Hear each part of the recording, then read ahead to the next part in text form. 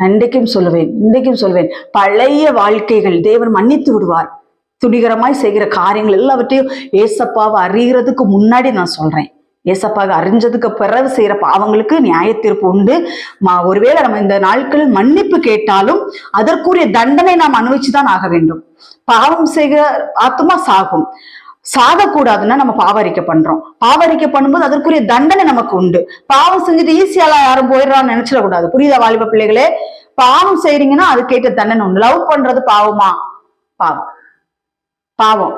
உன்னை 10 மாசம் சுமந்து பெத்த தாய்க்கு தெரியும் உனக்கு யாரை கொண்டு சேர்த்து வைக்கணும்னு தெரியும்.